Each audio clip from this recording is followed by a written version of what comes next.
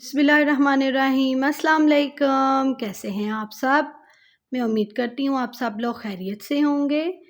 मैं आप सबको उर्दू की जमात में खुशामदीद कहती हूँ। आज हमारी उर्दू की जमात का जो उन्वान है वो है जीम का ख़ानदान।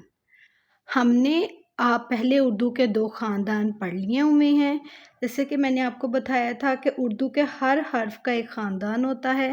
पहले हमने अलिफ़ का ख़ानदान पढ़ा था, फिर हमने बे का ख़ानदान पढ़ा। अब हम जो ख़ानदान पढ़ेंगे वो है जीम का ख़ानदान। कल हमने जीम के ख़ानदान का जो हर्फ़ पढ़ा था वो था जीम, जिसकी आवाज़ थी ज। उसकी पूरी वीडियो चैनल पे मौजूद है। आप जीम के ख़ानदान के पहले हर्फ़ को वहाँ से जाके सीख सकते हैं और मैं लिंक भी डिस्क्रिप्शन में लगा दूँगी, ठीक है। आज हमने जीम के ख़ानदान का दूसरा हर्फ़ पढ़ना है जो कि है चे, ठीक है। मैंने आपको बताया था कल भी कि जीम के ख़ानदान के हर हर्फ़ की एक जैसी ही शक्ल होगी, ठीक है। उनमें नुक्तों का कुछ फ़र्क हो सकता है। जैसे कि बे का ख़ानदान था, सारे हर्फ़ एक ही शक्ल के बनते थे कि किसी के नुक्ते ऊपर लगते थे, किसी में 2 थे, किसी में 1 थे, किसी में 3 थे, किसी पे तोएं था।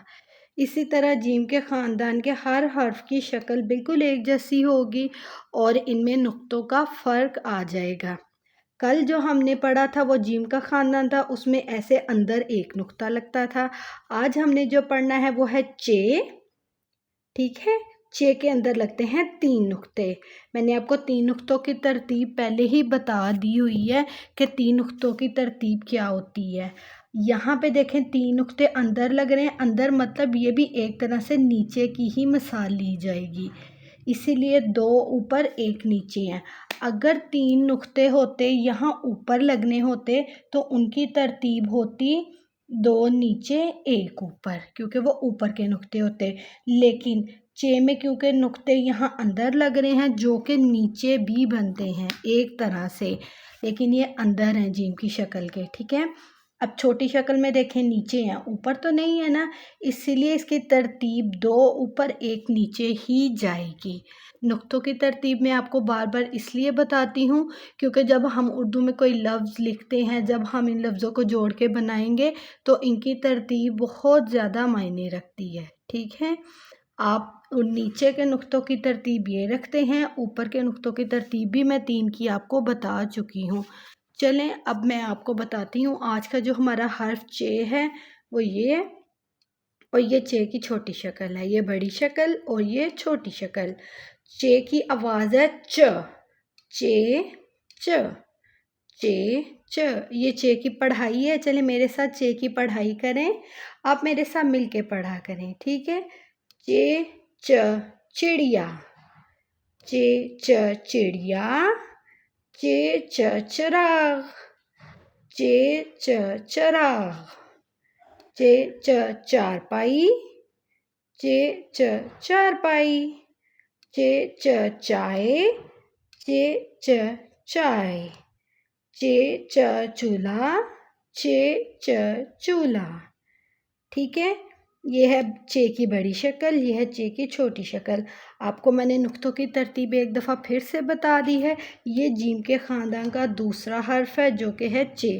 पहला हर्फ जीम था जिसकी आवाज़ थी ज।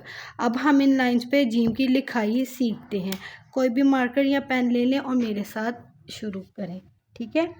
यहाँ नुक्ते से हम चे की बड़ी शक्ल बनाएंगे जो कि इस तरीके से होगी, और मैंने आपको बताया था इसकी आधी शक्ल ऊपर आधी शक्ल नीचे होती है। इस तरीके से 3 नुक्ते लगा लेते हैं। नुक्तों का कोई इसमें नहीं होता कि आप अंदर लाइन के नीचे लगाएं, ऊपर लगाएं या कहीं भी। नुक्ते बस चे की शक्ल के अंदर होने चाहिए हैं, ठीक है। ये चे की छोटी शक्ल है जो कि लाइन पे लगेगी। इसमें हमने लाइन से नीचे कुछ भी नहीं करना।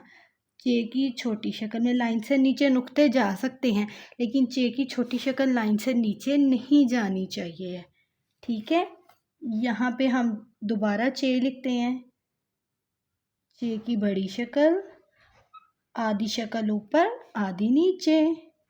ये है चे के नुक्ते, ये है चे की छोटी शक्ल च, जिसे हम लिखते हुए पढ़ेंगे चे च, यहाँ फिर से हम चे लिखेंगे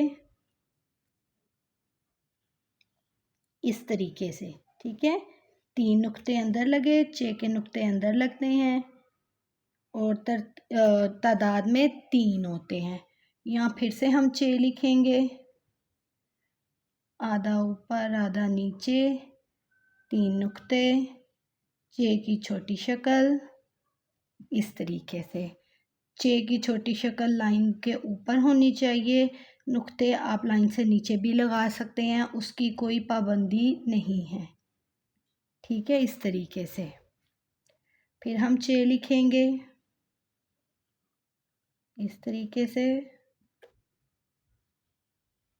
नुक्तों की तरतीब ठीक होनी चाहिए, लाइन से ऊपर या अंदर लिखते हुए नीचे हो, उसका कोई फ़र्क नहीं पड़ता। तरतीब ये होती है कि जो नीचे के नुक्ते हैं वो 2 ऊपर और 1 नीचे होता है, ठीक है। और उर्दू में नुक्तों की तरतीब याद रखना बहुत ज़रूरी होती है। चे की बड़ी शक्ल, चे की छोटी शक्ल, फिर से यहाँ लिखेंगे चे च, ठीक है। ये हमने चे की लिखाई कर ली है, ठीक है। चे च, ये चे की पढ़ाई हमने की। मैं एक दफ़ा फिर आपको पढ़ाई पढ़ा देती हूँ। चे च चिड़िया, चे च चराग, चे च चारपाई, चे च चाय, चे च चूल्हा। मैं उम्मीद करती हूँ आपको आज की क्लास का उन्वान समझ आ गया होगा। आपने आज का हर्फ भी बहुत अच्छे से सीखा होगा। हम उर्दू के तीसरे ख़ानदान को सीख रहे हैं जो कि जीम का ख़ानदान है। चलिए मिलते हैं अब हमारी अगली क्लास में। तब तक के लिए अपना बहुत सारा ख्याल रखें, चैनल को सब्सक्राइब करते हुए जाइएगा और वीडियो देखकर ज़रूर कमेंट, लाइक और शेयर किया करें, ठीक है। अल्लाह हाफिज़।